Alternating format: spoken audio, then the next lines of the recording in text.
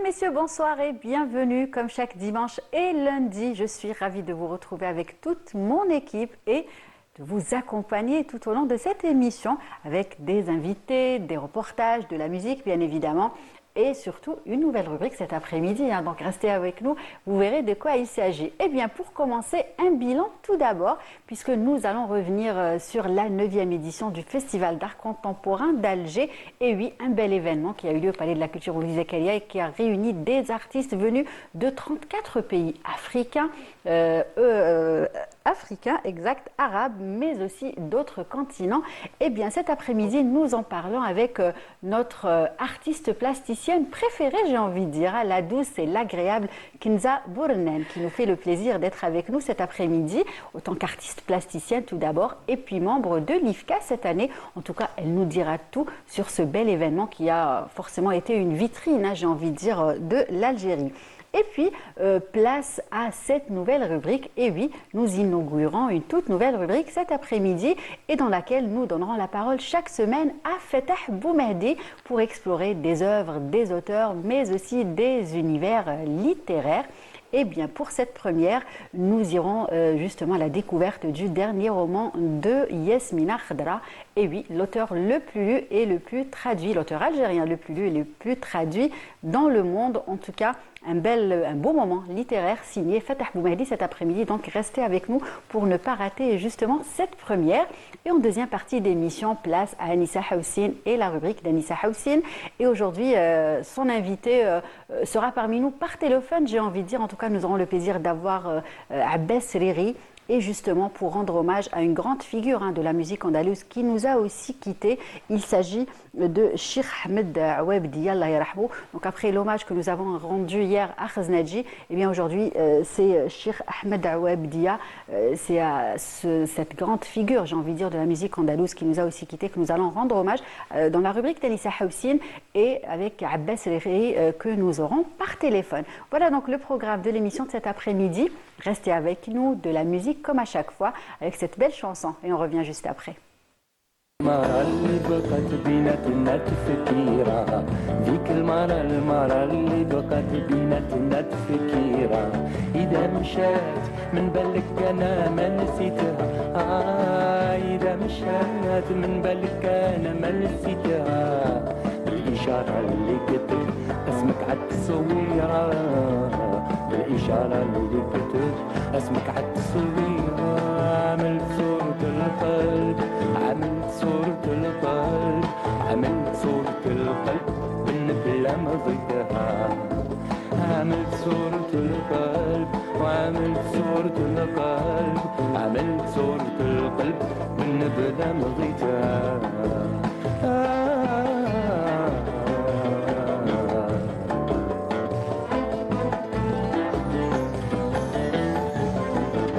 عملت صورة النبل في القلب داخل حتى انسى الدم بانت جراحه بقى الجسم عاطب من شوقه واخر وخوات له حزانه ومشات فراحه مشات له فراحه مشات له فراحه يا تهوالو كانت له 10 زينة وقصيرة يا تهوالو كانت له 10 زينة وقصيرة مكوي بكيت الحب مكوي بكيت الحب مكوي بكيت الحب ويقول انا بغيتها مكوي بكيت الحب مكوي بكيت الحب مكوي بكيت الحب ويقول انا بغيتها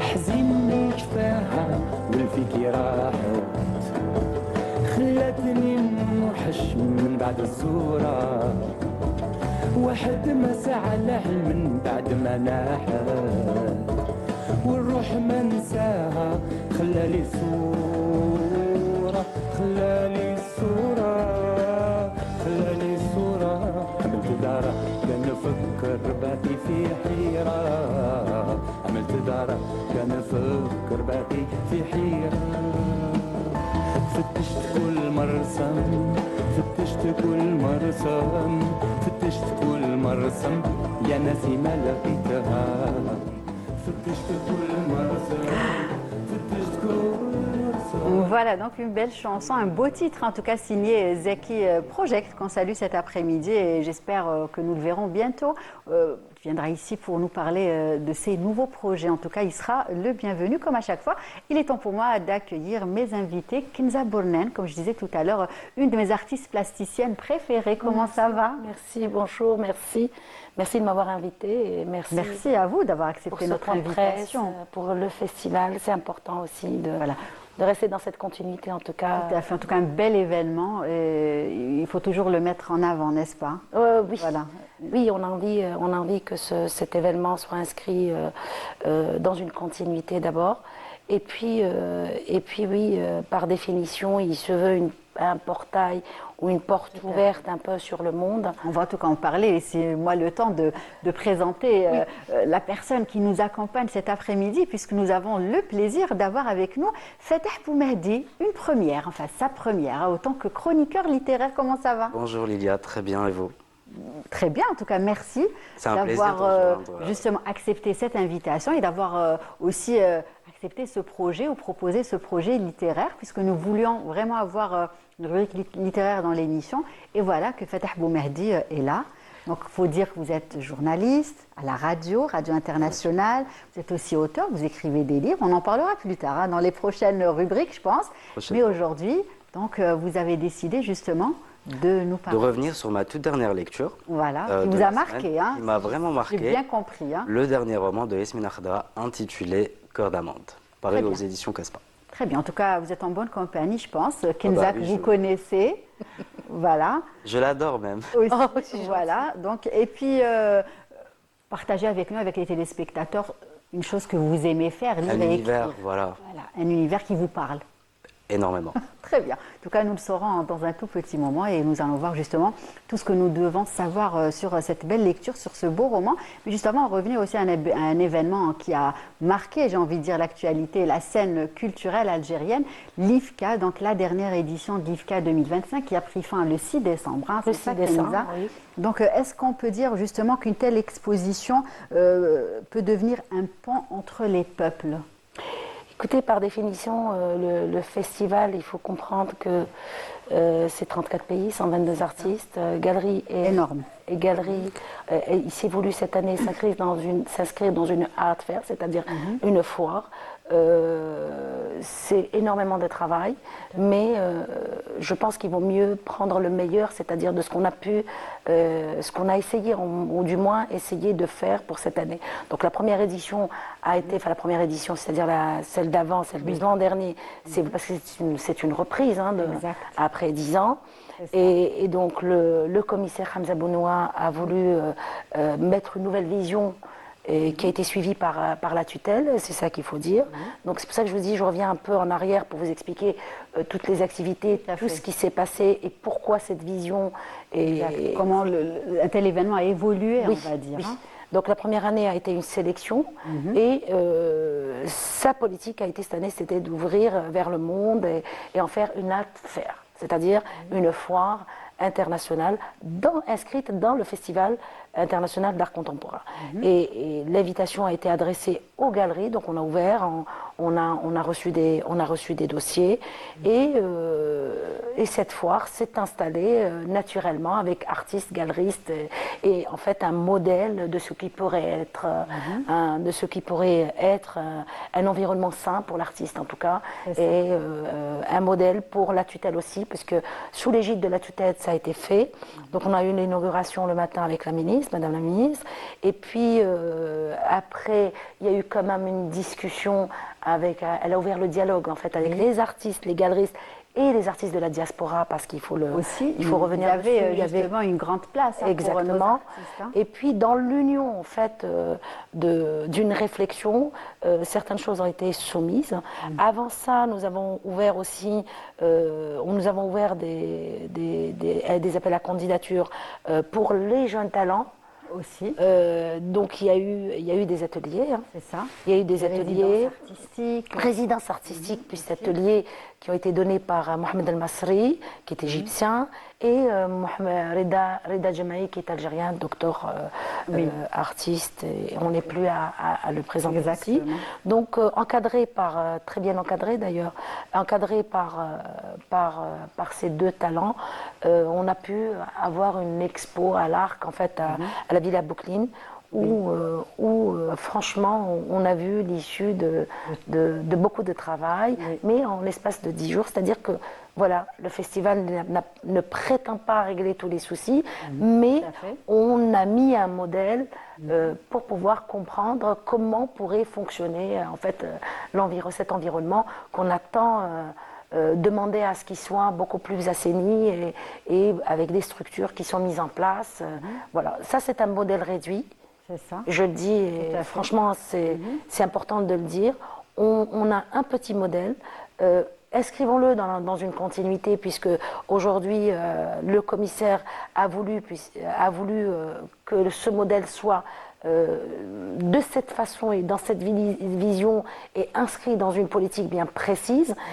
Ce festival doit continuer avec une nouvelle vision. Bien sûr, c'est comme une machine avec des locomotives. La machine est en route et puis des locomotives chaque année se mettront en route et se grefferont justement à ce festival pour qu'il soit meilleur. Tout à fait. Et puis, ce qu'on a constaté, c'est que justement, plusieurs lieux ont abrité le festival cette année, contrairement à l'ancienne édition où c'était exclusivement au Palais de la Culture. Donc, on a pu voir des expositions et des activités à la Villa Boulkine, dans des galeries d'art aussi, en plus du Palais de la Culture. Alors, je vais vous dire, mais pas que. le point crucial a été le Palais de la Culture, puisque la foire s'est passée là. Exact. Puis, nous avons eu l'Arc avec la Villa Abdeltif.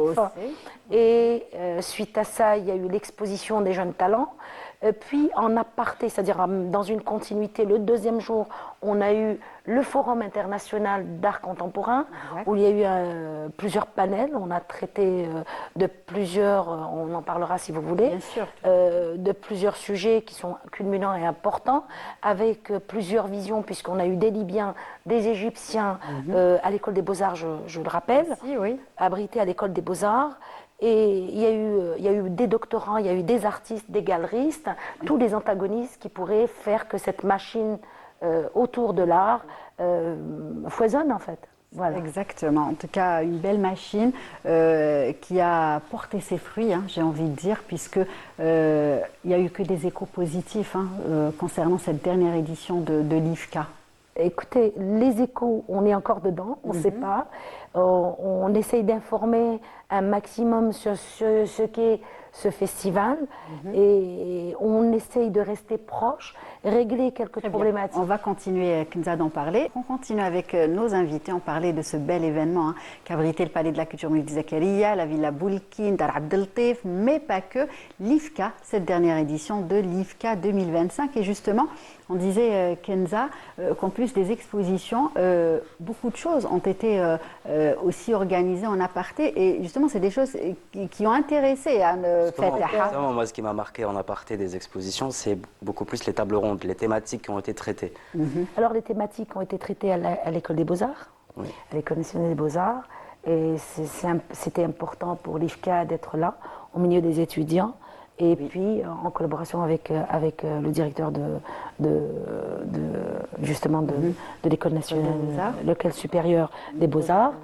Et il y a eu plusieurs panels où des problématiques ont surgi, en fait. Et ce qui avait d'intéressant, c'est que ça ne prétendait pas non plus régler tous les problèmes, mais par contre, les poser. Ça c'est important. Donc il y a eu l'IA. Très important. Est-ce qu'il faut en avoir peur? Est-ce que pas? Est-ce que l'artiste devrait introduire l'IA dans les arts? Voilà. Il y a eu aussi c'était des thématiques d'actualité. Et puis il y a eu ces espèces en fait d'inquiétude qu'on a tout le temps en tant qu'artiste, et là je me mets en tant qu'artiste, c'est-à-dire cette circulation d'œuvres, comment faire pour que nos œuvres circulent, comment faire pour structurer en fait l'artiste à l'intérieur de son pays, parce qu'il peut être ambassadeur, on le sait tous, on a assez clamé ça depuis des années, il peut être aussi agent agent économique, agent touristique, tout à fait. agent ambassadeur de son Oui. pays, agent politique. Mais pour que cela se fasse, il faudrait qu'il soit structuré chez lui, accompagné. Tout à fait. Et à ce moment-là, il sera à l'aise et surtout équilibré pour pouvoir sortir. Voilà. Ça, c'est Exact, important. oui, très important. L'équilibre de l'artiste se trouve dans sa structuration et dans tout ce qu'on va mettre autour, avec beaucoup de lucidité, je le dis. Hein. C'est-à-dire tout ce qu'on pourrait mettre autour de lui pour qu'il puisse sortir. Si l'artiste n'est pas reconnu chez lui, Exact. il n'a pas les mécènes, la tutelle, tout ce qui va avec, il ne peut être à l'aise pour sortir et il ne sortira pas. Exact. Et justement, beaucoup de choses aujourd'hui sont mises en avant et dans ce sens pour justement encourager, structurer, protéger l'artiste On algérien. n'est-ce pas, en Kenza parle beaucoup, on fait asseoir certaines choses parce que voilà, il y a quand même des efforts qui sont faits et ça il faut le reconnaître. C'est ça. Par contre, dans l'absence d'un environnement sain, dans l'absence de mécénat, dans l'absence de musée, dans l'absence Oui. de beaucoup de choses, que devient l'artiste. Et l'IFCA ne répond pas à tout ça, mais en partie de ce que pourrait être un environnement qui va faire que l'artiste va émerger, le galeriste va émerger et chacun prendra sa place. Cette année, le festival a été Bila Houdoud, c'est-à-dire faire dialoguer l'art contemporain à travers en fait le monde, hein, puisque nous avions des galeristes qui sont arrivés de tous bords. Et cette venue d'artistes a été voulue pour qu'il y ait un frottement en fait entre les nôtres et de ce qui se passe dans le monde. Tout à fait. Si le monde ne vient pas, on ne peut pas aller vers le monde. s'ouvrir vers on le a monde. ramené le monde un peu vers Exactement. nous. Voilà. En fait, Une on a fait manière l'effet contraire et à ce moment-là, ce modèle il est là. Voilà, si le monde vient vers nous, qu'est-ce qu'on peut faire? Exact. Donc on a laissé libre cours aux galeristes de porter leurs artistes, de voir s'il y a possibilité de convention, de partenariat avec les galeries étrangères. Et beaucoup de galeries étaient intéressées par nos artistes.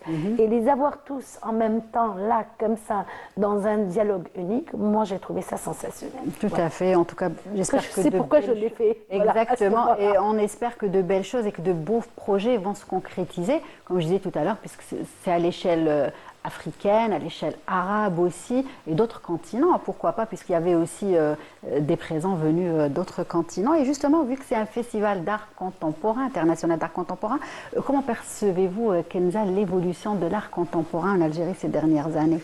En tant qu'artiste, Oui. comment je perçois les choses? Je pense que toutes les problématiques qui ont été posées justement pendant ce festival, je les ressentis dans ma chair. Oui. Et c'est pour ça que peut-être à un moment donné, peut-être et c'est sûr, à un moment donné, j'ai porté ce projet à bout de bras parce que quand Hamza Bounoua, en tant que commissaire, m'a proposé sa vision et sa politique cette année, j'ai complètement adhéré. Oui. Et moi, je suis quelqu'un de convaincu quand je fais les choses, sinon c'est pas possible. Tout à fait. Voilà. Exact. Et c'est ce qui fait que je reste en liberté, que je vole. Exactement.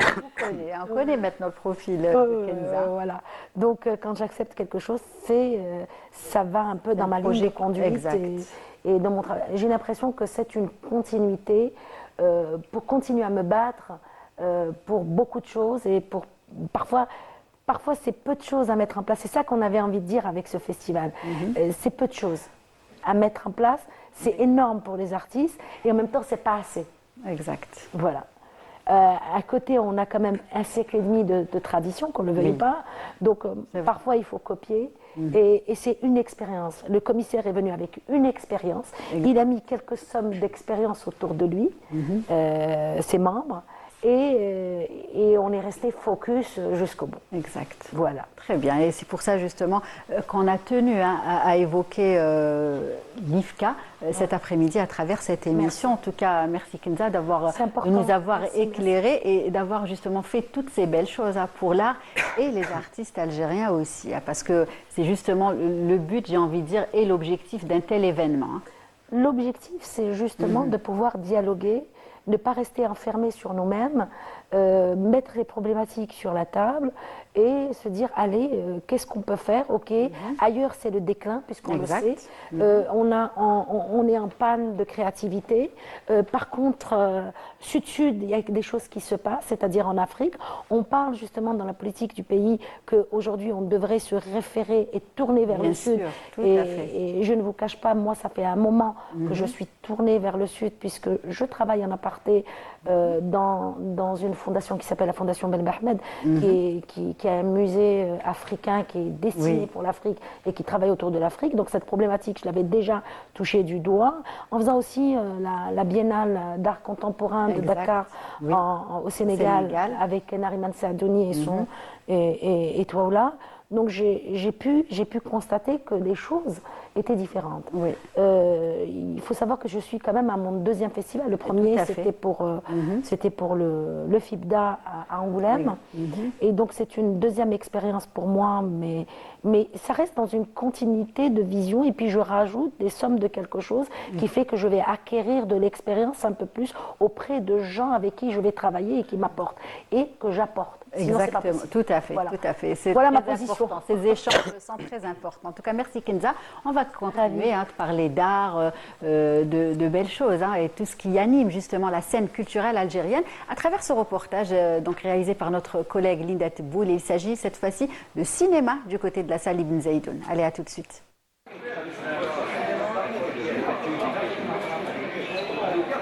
Le Festival international du film a lancé son édition cette semaine à Alger, attirant un large public de cinéphiles, de créateurs et de curieux venus explorer une sélection de films venus du monde entier.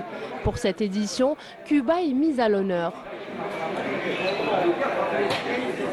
Il y a un lien parce que Cuba développe une cinématographie et son identité à travers cela devant un voisin hégémonique sur le plan cinématographique. Et je pense qu'il y a des choses à apprendre sur cela. Et nous autres en Algérie, nous devons aussi apprendre à défendre notre cinématographie dans une géopolitique élargie, assez forte sur ce sujet. On a eu plus de 100 films à proposer sur 5 salles, 2 à Riyad el-Fath et 3 à Alger Centre. Pour faire leur choix, ils disposent aussi d'une application et d'un site internet où toutes les informations y figurent. L'application vous permet d'organiser un peu votre wishlist, votre souhait de festival, de le vivre, les débats, les films et les emplacements.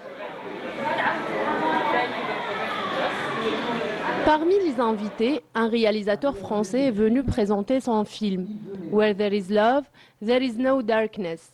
Touché par l'accueil chaleureux du public, il a salué l'extraordinaire sensibilité du public algérien qu'il a trouvé à la fois réceptif et enthousiaste.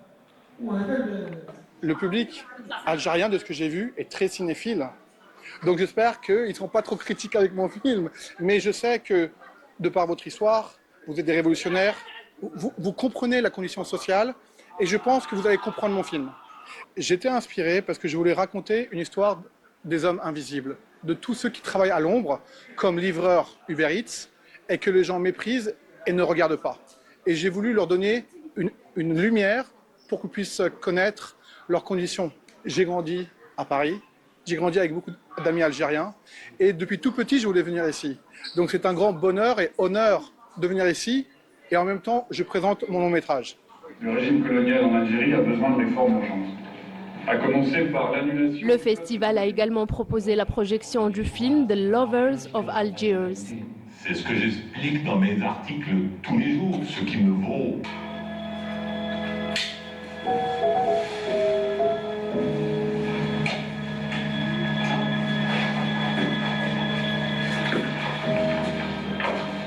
La journée s'est poursuivie avec plusieurs séries de courts-métrages, parmi lesquels plusieurs productions algériennes comme Néril, ce que la terre a vu, ou Boualem a tout entendu. Ces œuvres, réalisées par de jeunes talents du pays, ont permis au public de découvrir la créativité du cinéma algérien. Le public, surtout les jeunes, a répondu présent avec enthousiasme, ravis de participer à ce festival qui leur offre l'occasion de découvrir de nouvelles œuvres et de soutenir le cinéma algérien. جيت نشوف كيما اليوم كاين فيلم روسي وصيني ميور فيلم زعما عندي قاس بن زيدون. جينا الفيستيفال، جينا باه نتعلموا صوالح، جينا باه نشوفوا دي فيلم، جينا شغل تعلمنا بزاف صوالح ومازال. الحاجه اللي كنت نقرا فيها اللي كنت نستنى فيها سي فيلم تاع حقيقه، هو فيلم جزائري ضمن المسابقه، يروي هو دوك فيكسيون روائي ووثائقي، كان اوت ذا بوكس يعني خارج صندوق التفكير، يعني كان شيء جديد علينا كما نشوفوا فيه هوليوديتو ميم سي لي زيترونجي كي بعد ما شافوا الفيلم كان يعني شغل قرار جد حسن. جيت حضرت الفestival، شفت افلام بزاف شابين اللي ماستر كلاس ثاني شابين. عجبني فيلم واحد ذا جولدن مان، الرجل الذهبي. الارتيست نقرا ديسا شو ما كانش عندي ثقافه تاع نتبع لي فيلم وصوالح، ما نتبعهم هكا قليل. من الفرصه هذه خلاتنا شغل نشوفوهم وشغل ندخلوا في العالم تاع الافلام هذا والروايه تاعهم وصوالح لي سيناريو شابين بزاف. Le festival, à travers ses projections, rencontres et échanges, confirme son rôle central dans la scène culturelle algérienne. Un événement où le cinéma voyage, où les voix se croisent et où le public reste au cœur de cette célébration artistique.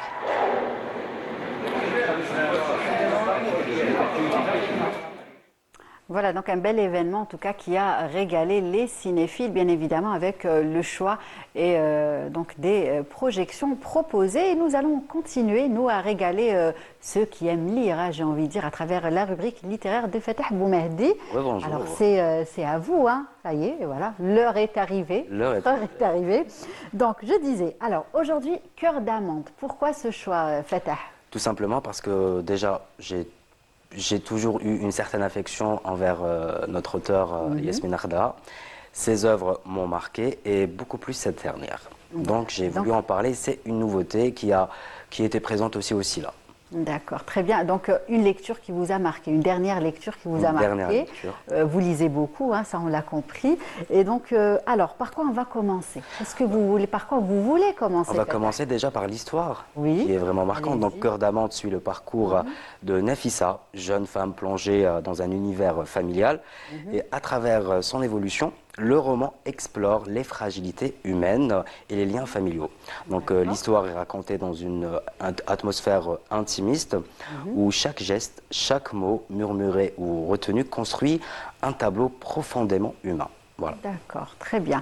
Donc, ce qu'on a pu partager tout à l'heure, on pourrait aussi évoquer les lieux qui vous ont marqué à travers cette lecture. Alors, les lieux, donc effectivement, le roman évolue dans un espace domestique presque clos, hein, qui reflète les tensions intérieures des personnages. Les lieux sont décrits avec une économie de mots, mais chaque détail a un poids symbolique. Donc la maison familiale, les détails, la décoration, la tradition, le patrimoine algérien, les pièces où parfois on se cache et parfois on chuchote. Et aussi l'extérieur, hein, lorsqu'il apparaît, donc il agit comme une respiration, un moment où l'horizon semble s'élargir. Très bien. Et justement, à travers ces lieux, on retrouve toujours un clin d'œil au patrimoine, à tout ce qui fait notre identité, Absolument. À travers des objets, à travers des décorations. Des tapis, le tissage. Donc, on sent vraiment une maison familiale algérienne. On se reconnaît, on va dire. On a tous forcément un souvenir, maison de grands-parents, d'oncles, c'est ça. On a tous un tapis, on va dire. Genre. C'est ça, voilà. Genre. Allez, on va dire ça. Sinon, il y a aussi, qu'est-ce qu'on pourrait dire à propos du personnage. Du personnage. Le personnage Allez, principal. Donc Nafissa, personnage central. Attachante. Ah, vraiment. Donc elle dessine avec une grande finesse. Donc l'auteur en fait un être à la fois délicat et courageux. Donc la sensibilité constitue le véritable fil conducteur du roman. Sa manière sa manière de percevoir le monde, mêlant peur, grâce et obstination, crée une sorte de contraste permanent entre fragilité et résistance intérieure. Et des personnages secondaires, donc le père et certains membres de la famille, donc présentés moins comme un cadre, donc l'environnement, un environnement émotionnel. Yasmine Arda les utilise pour montrer comment un milieu peut façonner une destinée. Donc leur présence est parfois pesante, il faut le dire, mais aussi bienveillante. D'accord. Très bien, ben, on retiendra ça, Et Fatah. puis, il faut Oui. noter aussi le style d'écriture. Donc, Yasmina Voilà, Khadra, dans justement, ce j'allais revenir roman-là, à l'écriture, qu'est-ce qu'on pourrait dire à propos de alors on peut retenir 3 mots, D'accord. sobriété, précision et empathie. Donc, D'accord. Yasmina Khadra adopte dans Cœur d'amande un style sobre et agréable à lire. Les phrases sont courtes. Les descriptions privilégient l'émotion et non pas la démonstration. Et le romancier joue beaucoup avec les silences, les dialogues et les atmosphères. Donc Yasmine Arda construit un récit sur les blessures intimes de ce personnage principal et la reconstruction de soi. D'accord. C'est un roman à découvrir. À découvrir. Un petit mot peut-être aussi sur le fil conducteur. Le fil conducteur, je dirais beaucoup plus la sensibilité de Nafissa. C'est ça. Donc à travers les chapitres, on sent vraiment que c'est un personnage sensible, voire hypersensible, attentif à chaque détail de la vie, donc détails joyeux ou pas, mais elle s'y accroche. D'accord, très bien. Donc un personnage très attachant et qui s'est beaucoup Attachant, marquant. marquant et qui Humaniste. s'est battu. Hein. Humaniste, Yasmina Khadra, je crois. Comment Très Humaniste. humaniste. Ouais. Que je dis un humaniste. Ouais. Puisqu'à Très un bien. moment donné, on s'oublie, en fait, dans sa... Et on ressent les liens humains, On s'oublie. Et aussi, les liens familiaux il y a aussi. beaucoup d'émotions Beaucoup d'émotions. qu'on pourra ressentir en Et, lisant bon, et aussi, je vais dire que c'est un roman qui nous parle de la reconstruction de soi C'est ça, et la détermination surtout, la soif de réussir. c'est ça. Très bien. En tout cas, de beaux messages. Hein, De beaux messages, des dialogues vraiment parfois sobres, drôles, profonds. Oui, toujours. Et ça marque tout ça. D'accord, très bien. Un petit résumé, un dernier mot. On a Alors tout un dit, dernier je mot, pense. donc voilà, c'est Cœur d'amande s'impose comme un roman centré sur l'humain, Oui, où le lecteur accompagne une héroïne, donc Nafissa, qui cherche à reprendre possession de son destin.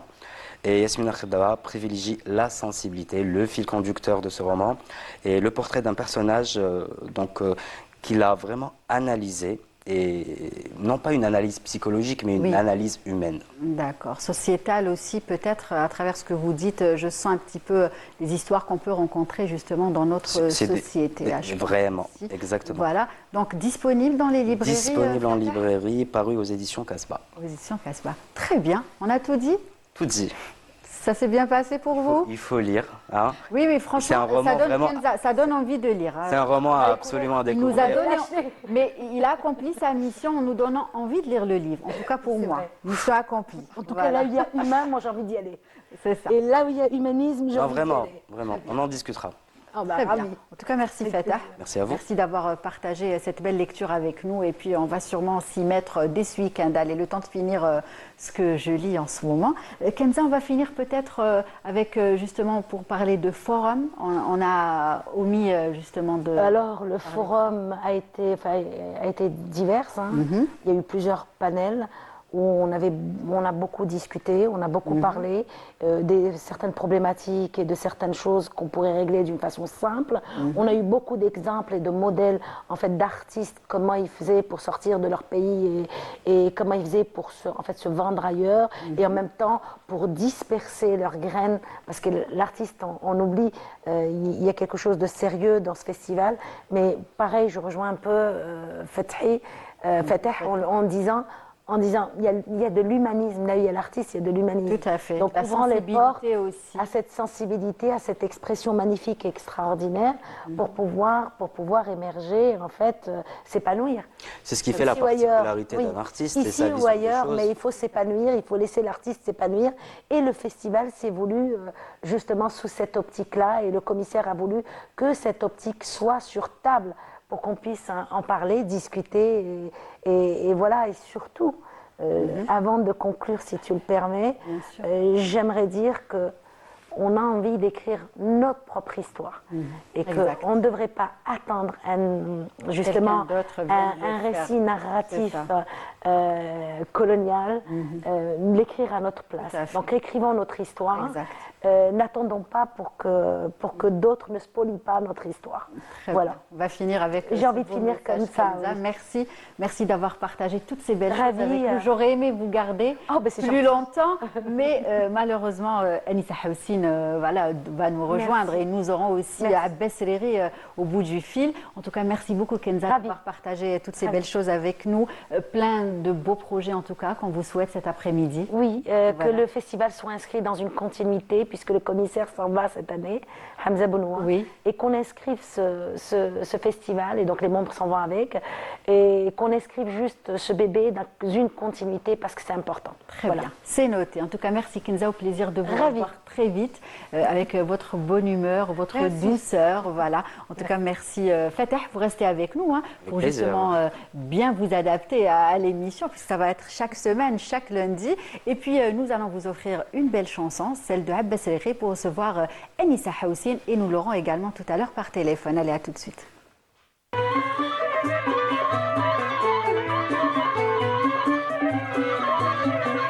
يا صاحب المعجزات يا صاحب المعجزات اجلي عنا المعضلات اجلي عنا المعضلات امرتنا نتبع سنة احنا فرطنا وغفلنا امرتنا نتبع سنة يا ربي بلطفك ترحمنا يا ربي بلطفك ترحمنا نجينا من عذاب النار صلاة النبي الحبيب محمد سيد البشر معنا من حال اللهيب شفاعته يوم الحشر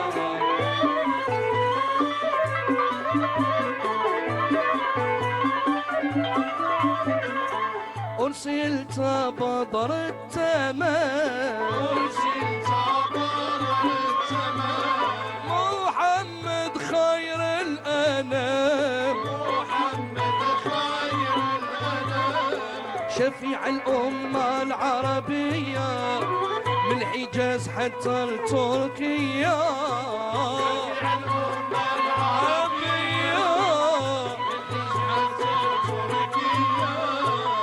تونس بر فريقية من مصر بر فريقية سيدنا ونبينا المختار محمد سيد البشر منعنا من حرب اللهيب شفاعته يوم الحشر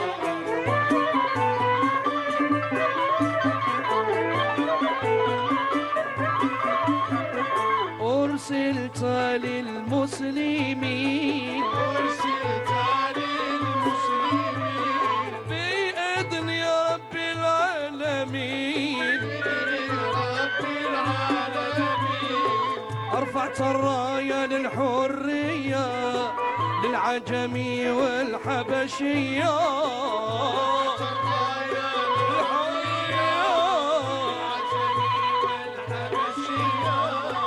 السوداني والهندية السوداني والهندية كلهم معز وافتخار صلاة النبي الحبيب محمد سيد البشر أنا من حال اللهيب شفاعته يوم الحشر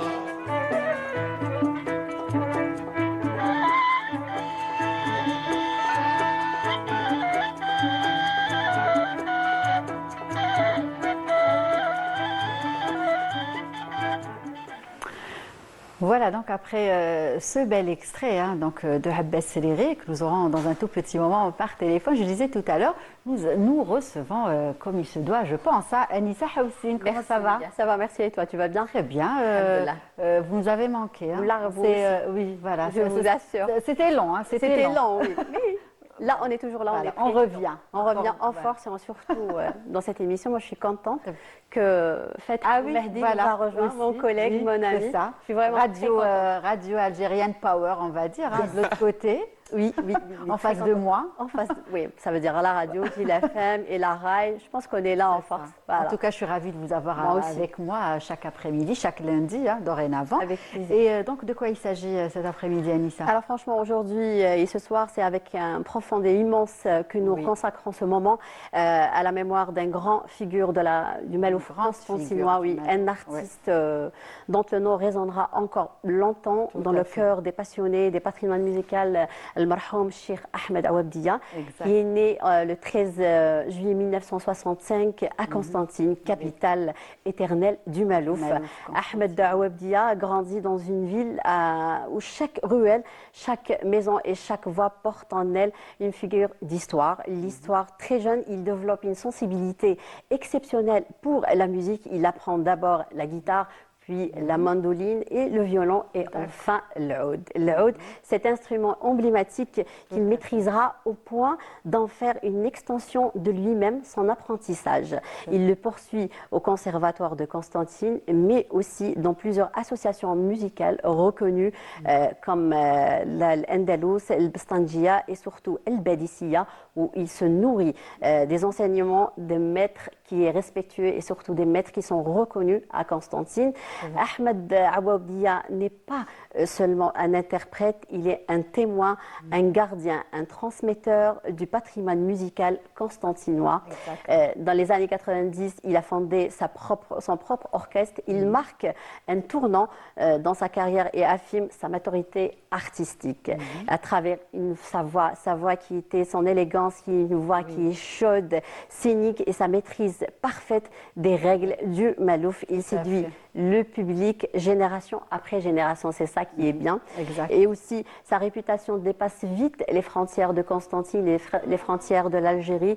Sa réputation dépasse Constantine. Il invite dans nombreux festivals nationaux. Il a représenté l'Algérie à travers des festivals Il se produit également à l'étranger et notamment au Canada. Le dernier mai, il a donné un grand concert au Canada et il a salué Montréal l'a salué et surtout une preuve du rayonnement international de l'attachement profond à la diaspora de son art. Voilà. L'artiste est un artiste qui est humble, passionné, profondément attaché à l'identité culturelle. Cheikh Ahmed Awabdia a contribué à préserver l'un des genres musicaux plus délicats et surtout la plus riche patrimoine algérien et de l'Algérie. Et c'est l'interprétation toujours respectueuse de la tradition et ont voulu d'être considéré comme un maître du Malouf et l'un de ses plus fidèles ambassadeurs. Et malheureusement, ce 5 décembre dernier, il nous a quittés. Il nous a quittés, c'est un choc, un vide, une perte immense pour la ville de Constantine, mais aussi pour l'Algérie et surtout pour la scène du Malouf constantinois, qui perd l'un des artistes de l'héritage musicaux les plus précieux. Et pour beaucoup, il restera voix de la nostalgie, de l'élégance et de la profondeur.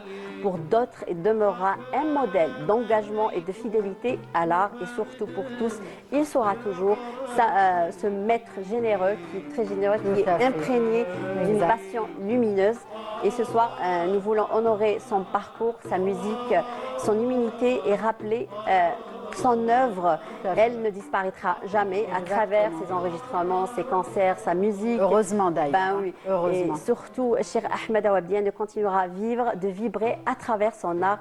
Et pour évoquer ce grand maître, pour partager un mot, un souvenir et un hommage personnel, nous avons l'honneur d'accueillir, bien sûr, Monsieur Abbas Serere. Abbas Serere, une intervention par téléphone, un artiste lui-même qui est respectueux et une voix du patrimoine. Voilà. Bien sûr, tout à fait. En tout cas, il est avec nous, Abbas Serere. Abbas Serere, est-ce que vous nous entendez? Bonsoir. Allô, bonsoir, comment ça va?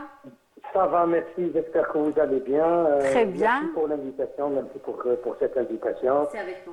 Merci. Je serais très honoré de participer avec vous.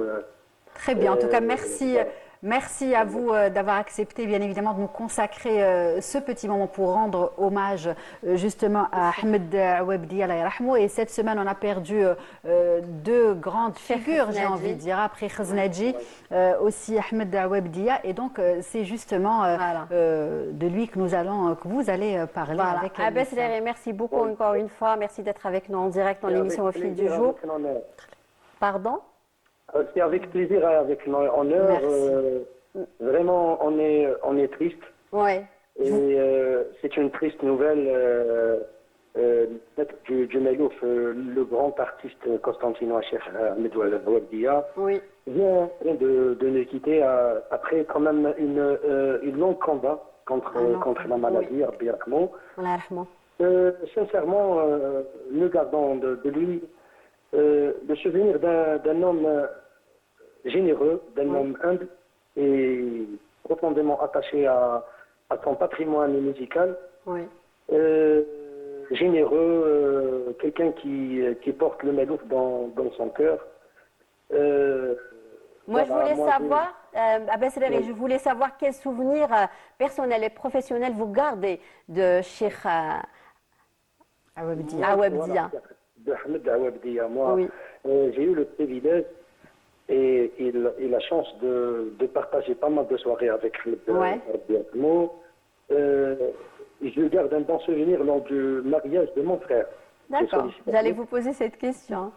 Ah oui, Ahmed il a animé le mariage de mon frère. Un homme généreux, vient chanter toute la soirée jusqu'à 4h, 5h du matin. Il en est à fond. La générosité, je n'oublierai jamais le geste d'Ahmed Awabdia, le jour où il a accepté d'animer le mariage de mon frère, autour d'une belle ambiance familiale. C'est tout donné du fond du cœur, sans compter les participations du Festival du Malouf quand j'ai eu le privilège et l'honneur de partager la scène avec lui. Pour moi, Ahmed, c'est un exemple. C'est un exemple. Constantine, c'est une grande perte pour Constantine et pour toute l'Algérie. Voilà, on est triste. Moi, je voulais savoir quelle est la force artistique du Cheikh Ahmed Awabdia, surtout dans la scène Malouf constantinois. Voilà.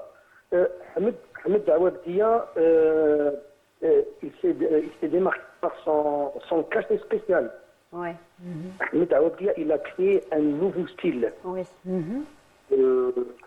d'interprétation. Ahmed Awabdia, bon, nous on a le style de Haj Mohamed Tahan Fergani, pour moi qui a révolutionné le Malouf. Ahmed Awabdia, il a fait une nouvelle révolution dans le chant du Malouf constantinois. Il s'est démarqué par son style, sa propre touche. Il a donné une personnalité propre à lui. Ahmed, il a créé un style qui m'a donc la même chose de Cheikh El-Garwabi, par exemple. C'est la même chose. Ahmed Awabdia, il a donné un nouveau souffle pour le patrimoine du Malouf. Il a créé son style, on appelle ça le style Ahmed Awabdia. Voilà. Sans compter sa rigueur, son amour pour le Malouf. Et il est aimé par tout le monde, surtout les grands mélomanes, constantinois, sougharassiens, les Bonnois, les gens de Mila et toute l'Algérie. Surtout dans l'Est algérien, Ahmed Awabdia et Habbo Himoutoalia. Cheikh Ahmed Awabdia, Allah yarhamou, il a laissé un grand héritage derrière lui. Par rapport à la scène, qu'est-ce qu'il a laissé à travers, il a marqué les jeunes musiciens aujourd'hui? Comment? Voilà. Ahmed Awabdia, déjà, on a des jeunes talents qui montent, les jeunes talents de Constantine actuellement. Je dirais 80% des noms des jeunes constantinois,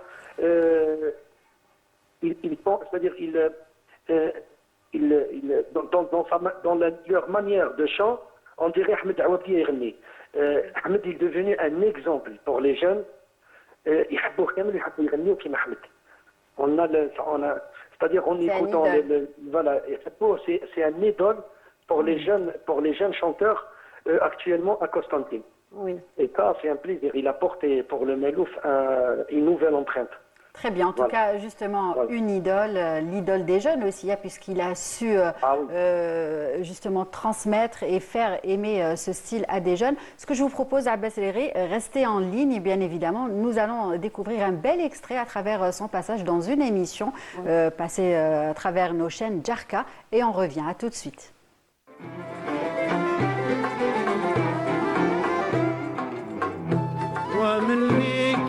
بجسمي أشتكي منه بالطناوة وقلبي يشكو منه بالخفا ففقاني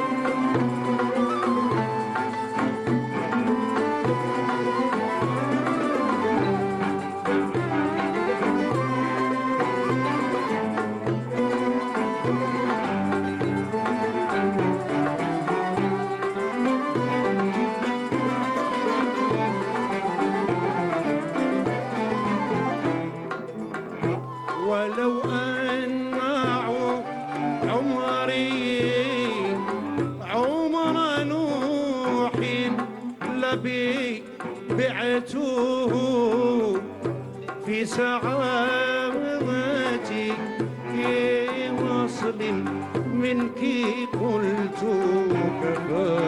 كفاني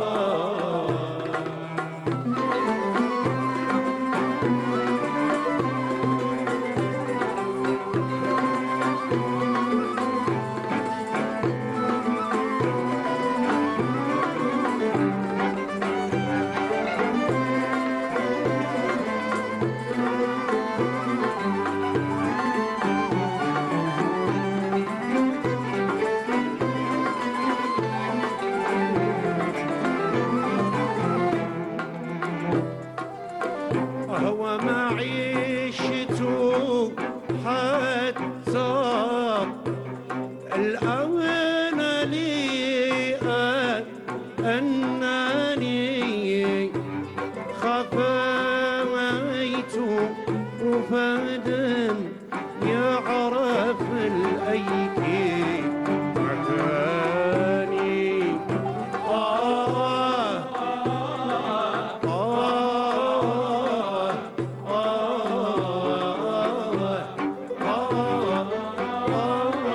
Voilà donc un très bel extrait et durant cette belle chanson, donc Fatah Boumehdi nous a quittés. Ce n'était pas prévu puisqu'un invité surprise nous a rejoint, Smaïl Belkhalidia, notre ami et collègue de la station de Constantine. Comment ça va? Ça va, merci, bonsoir d'abord, mesdames. Merci d'avoir accepté cette invitation surprise. Un peu surprise, voilà, oui, c'était pas prévu, Voilà, c'est en ce tout qu'il cas, faut nous dire. sommes Voilà, ravis de vous avoir avec nous et justement, nous allons aller du côté d'Abbas Riri et de le remercier aussi de nous avoir consacré ce moment. Oui, Est-ce que vous nous entendez? Oui, je vous entends. Merci beaucoup, Abbas. Oui, merci beaucoup, Abbas Leri. Je voulais juste savoir, vous avez d'autres dates prochainement pour les gens qui vous aiment et surtout pour la diaspora qui est à l'étranger. Vous avez des dates pour quand? Oui, donc on a la date du 31 décembre pour les mélomanes du Melouf parisiens. Donc je serai à Paris le 31 décembre pour animer la soirée du jour de l'an. Je serai à Bobigny. Merci plus de beaucoup. détails, les fans de Abbas Leri peuvent consulter les pages sur les réseaux sociaux. Très bien, c'est noté. En tout cas, et ça fera forcément plaisir à notre communauté établie à l'étranger, du côté de la France plus exactement. En tout cas, merci beaucoup Abbas Leri, au plaisir de vous recevoir et de vous avoir avec nous ici dans le plateau de cette émission. Et on va aller donc voir Smaïla. Vous me disiez que justement vous aviez connu, bien évidemment, Ahmed Awabdi, Allah yarhamou. Et comment ça d'abord merci de me donner de l'opportunité de parler d'un grand cheikh d'abord, parce qu'il faut lui donner ce titre qu'il n'a pas usurpé, parce que c'est un titre amplement mérité. Alors Ahmed Awabdi d'abord c'est quelqu'un de très discret, mais au-delà de l'artiste c'est un homme très généreux, c'est quelqu'un de très humble, qui a toujours été au contact des autres et qui a toujours été au service des autres. Peu de gens savent qu'il a toujours répondu aux invitations des associations caritatives. Il est toujours allé au foyer pour personnes handicapées ou aux associations des trisomiques. Et il a toujours été là pour aider les autres. Et ceux qui n'avaient pas d'argent, il chantait gratuitement pour eux. Ça, il faut le dire. Ahmed Awabdi est quand même quelqu'un qui a commencé en 1976. Il avait son alter ego, moi je l'appelle, c'était Jamel Ben Semmar, auquel je rends hommage parce que c'est lui un peu qui a guidé. C'est pas pour aller vers le chant. Lui, Ahmed était d'abord un luthier, c'était quelqu'un qui jouait du oud. Et en plus, c'est Jamel Ben Semmar qui l'a récupéré, c'est quelqu'un qui faisait les associations de musique, mais il était un peu versé vers le Hawzi, le Sha'bi. Il chantait un peu Sha'bi et un peu Malouf.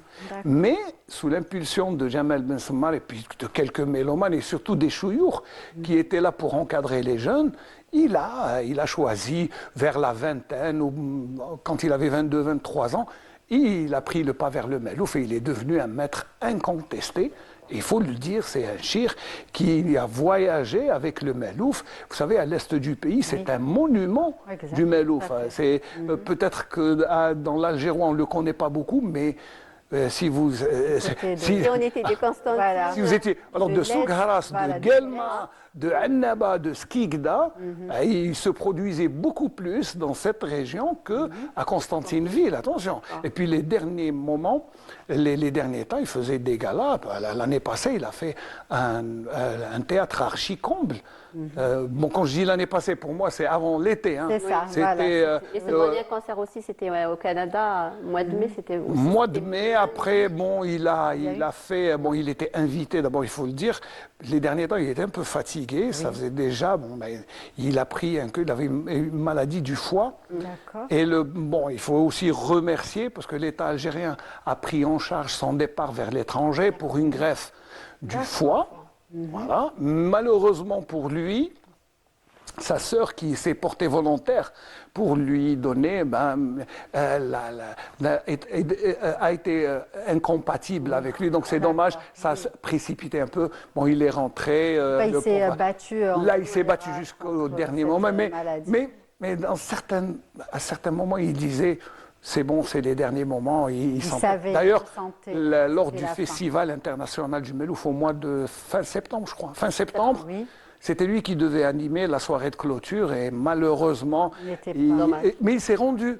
Il s'est rendu au théâtre et il a demandé des excuses au public, s'excusant parce que son état de santé ne pouvait pas lui... Voilà. Donc il s'est excusé. Ça, c'est sa personnalité. Exactement. Ça, c'est l'homme humble, le grand artiste, c'est celui simple, mais surtout, mais alors là, et quel talent. Vous l'avez écouté. Là, tout à l'heure, on a écouté dans un mode Hawzi, parce qu'il aimait bien le Sha'bi, mais dans le mode constantinois, dans le Malouf, c'est un cheikh. Et justement, Smaïl, tout ce patrimoine, maintenant, existe, il est enregistré pour que justement les prochaines générations pourront en profiter. Moi, je dis, alhamdoulilah. Voilà. C'est qu'au moins, les réseaux sociaux, les médias, voilà, les nouveaux médias qu'on appelle là, bien grâce à tous les enregistrements, ça fait 20 ans, 25 ans qu'il a toujours enregistré.